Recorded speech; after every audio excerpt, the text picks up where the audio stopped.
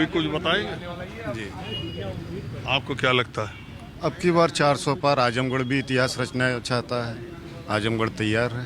400 में आजमगढ़ भी सब, अरे यहाँ अखिलेश यादव आने वाले हैं। नहीं ऐसा सर, जो जब यहाँ पे थे वो सांसद, तो यहाँ पे लालटेन लेकर के यहाँ की जनता खोजती थी। अभी जो यहाँ के सांसद हैं वो लगातार आजमगढ़ में रह करके जमीन पे काम कर रहे हैं। लालटेन लेके खोजती थी? जी जी, जब वो सांसद थे यहाँ के अखिलेश जी, तो वहाँ के यहाँ की जनता खोजती थी, वो मिलते भी नहीं थे। लाइट नहीं थी? नहीं, बिल्कुल नहीं। नहीं, लाइट वाइट के यहाँ तो सारी व्यवस्था ही ध्वस्त थी। अगर लाइट नहीं थी तब तो सब व्यवस्था ध्वस्त थी। तो योगी जी की सरकार थी? नहीं, योगी जी की सरकार थी, लेकिन यहाँ के सांसद वो थे।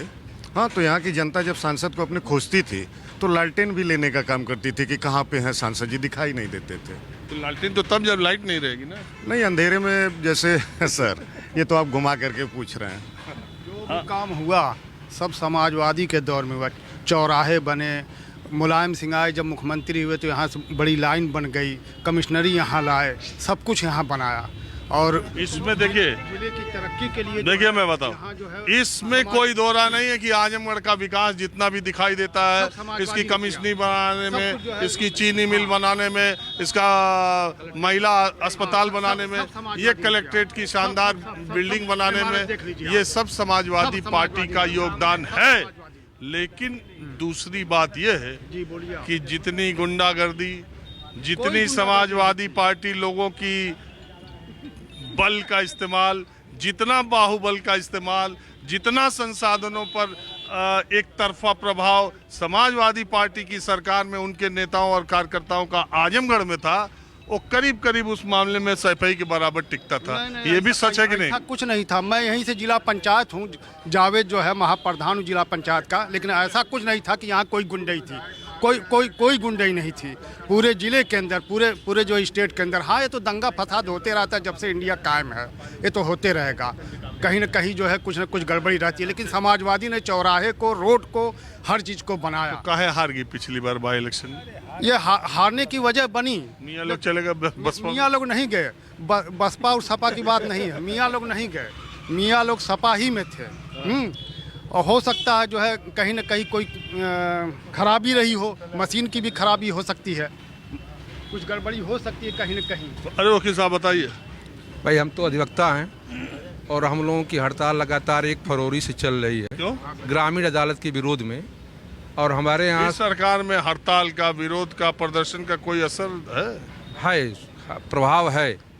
काम लगातार अधिवक्ताओं का ही थोड़ा बहुत प्रभाव पड़ा है। मैंने देखा पीछे एक बार वो जो हापुड़ में मामला हुआ था, वो दूसरा मामला है, यह मामला दूसरा है। यह मामला जो है समाज से जुड़ा हुआ है, वादकारियों से जुड़ा हुआ है।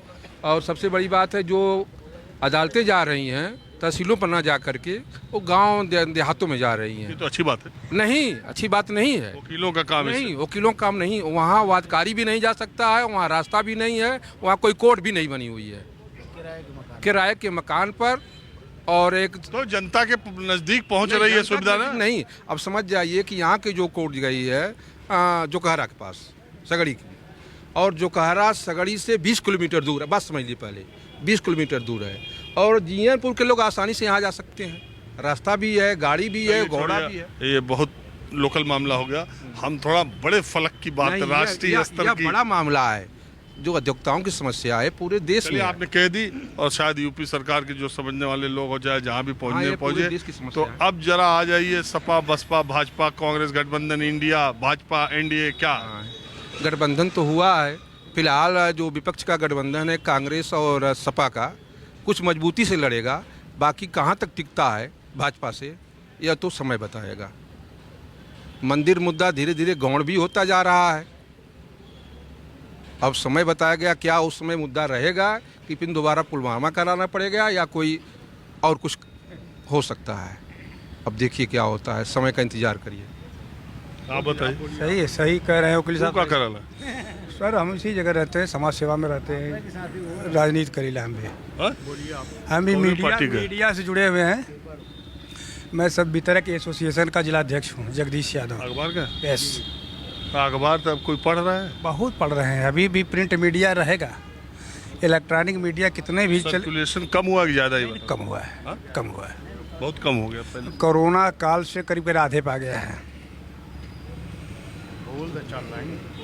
कोरोना काल ये से मोबाइल में भी अखबार मोबाइल है, सब चीज़ है, क्यों नहीं, मोबाइल पर तो आ ही रहा है, लेकिन तब भी प्रिंट मीडिया रहेगा। अरे हम क्या करें, नहीं रहेगा, लेकिन अभी अखबार ज़्यादातर स्कूल, कॉलेज, लाइब्रेरी, अस्पताल और क्या नाम है ऑफिस, इसी में लग रहा है। प्राइवेट घरों में भी कम हो गया। और बहुत लगता है कहाँ कम क्या हुआ है, अभी बहुत लग रहा है। चलिए अच्छी कोशिश। सिटी लोग लेते हैं जो पेपर है, पेपर प्रतिदिन लोग लेते हैं जो पढ़ने वाले हैं। सीटीए में 20,000 अखबार और लग रहा है। हाँ लग रहा है, प्रतिदिन पेपर जाता है हमारे यहाँ। हाँ, ये बताइए वकील साहब, आप भी जी जनाब, कचहरी यही है तो आप लोग आ गए, बढ़िया। क्या जानना चाहते हैं? हम जानना चाहते हैं कि इस बार पाकिस्तान में जो चुनाव हुआ है, आपको क्या लग रहा है किसकी सरकार बनेगी? पाकिस्तान में? आप हिंदुस्तान में आप भी बात करें, पाकिस्तान से क्या लेना हमको है? हमें पाकिस्तान से क्या मतलब, हम हिंदुस्तान में रहते हैं, हमसे हिंदुस्तान की बात पूछिए। पाकिस्तान से हमसे क्या मतलब, क्या लेना देना? हमारा पाकिस्तान से क्या रिश्ता है भाई?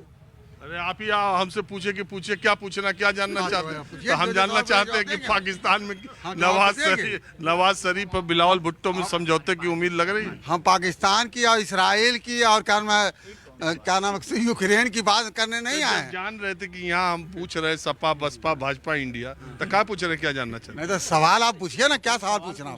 सवाल पहले पूछिए ना, सवाल क्या है आपका, तब तो जवाब दूंगा। यहाँ इंडिया गठबंधन से कौन लड़ेगा? इंडिया गठबंधन से धर्मेंद्र का नाम चल रहा है, ज़्यादा संभावनाएं हैं। बाकी कोई भी कैंडिडेट सभा दे सकती है, जिसको चाहे दे, और उसका अपना प्रोग्रेटिव है, जिसको चाहे लड़ाए। धर्मेंद्र का नाम चल रहा है? हाँ, चल रहा है, मैं सुनने में आ रहा है मीडिया के जरिए, क्या हो सकता है मे भी ही में कम।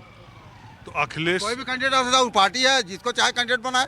नहीं, एक बात अखिलेश जी बताइए, जिसको चाहे बना दे, राष्ट्रीय अध्यक्ष देखिए, है समाजवादी के। आपकी बात से अखिलेश, चूंकि उनको अखिलेश यादव ने प्रभारी बना दिया, तो ये चर्चा चल रही है दो जगह चल रही है, कुछ भी हो से। सकता लेकिन मेरी जानकारी में इन्हीं अखिलेश कैंडिडेट में या कम अखिलेश भी आ सकते हैं, तो इन धर्मेंद्र दोनों भी में आ से सकते हैं, कौन कोई आ सकते हैं, दोनों में से कौन आए तो सेफ रहेगा? दोनों बेहतर, दोनों सेफ हैं, बहुत आर सेफ। अभी भूल गए, अभी चुनाव हुआ था। हाँ, उससे क्या मतलब, उसमें कुछ हो गई गड़बड़ी, वो माहौल अलग था, वो कुछ कोई और दिन था, आज कोई और दिन है। आज क्या हो गया? बहुत कुछ बदला, 1.5 साल में क्या बदला? बहुत कुछ बदल गया। बीजेपी कह रही है राम जन्मभूमि। हिंदुस्तान बदल गया, पूरा हिंदुस्तान बदल गया, पूरे हिंदुस्तान की परिभाषा बदल गई। आज जो बेरोजगार, शिक्षा, बेरोजगारी, इस पर लोग देख रहे हैं ये देश कहाँ जा रहा है, भुखमरिया की तरफ। 80 करोड़ रजिस्टर्ड जो भूखमंगे भिखारी बना दिए गए देश में, रजिस्टर्ड है, जो 5 किलो राशन की तरफ नजर गड़ाए रहते हैं कि महीना आए और 5 किलो पाएं। 80 करोड़ भिखारी जिस देश में पैदा किए गए हैं रजिस्टर्ड, उस देश के बारे में जनता सोच रही है कि हमारा देश आज कहाँ खड़ा है, हम अच्छा कहाँ ठीक खड़े हैं। है, सुन लीजिए, आप अपनी बात मुद्दे की कर रहे हैं, ठीक। मान लीजिए उत्तर प्रदेश या देश के जो चुनाव के नतीजे आए और प्रधानमंत्री नरेंद्र मोदी को फिर जनमत मिला और उनको 300 400 जो भी कह रहे हैं वो छोड़ दीजिए, उनकी पूर्ण बहुमत से सरकार अगर बनी, तो इसको आप क्या मानेंगे? लोकतंत्र की जीत मानेंगे मानेंगे ना? हमारा लोकतंत्र विश्वास है, हम लोकतंत्र को मानते हैं। अगर लोकतांत्रिक तरीके से ईवीएम हटा करके चुनाव होगा तभी लोकतंत्र बचेगा। हम ये भी कहते हैं कि ईवीएम हटाओ, देश बचाओ। जब तक ईवीएम हार गए रहेगी नहीं किसी- बदलाव होगा, कुल के बाद भी जनता नहीं बदल पाएगी, जनता बदलेगी और वहाँ बदल जाएगा।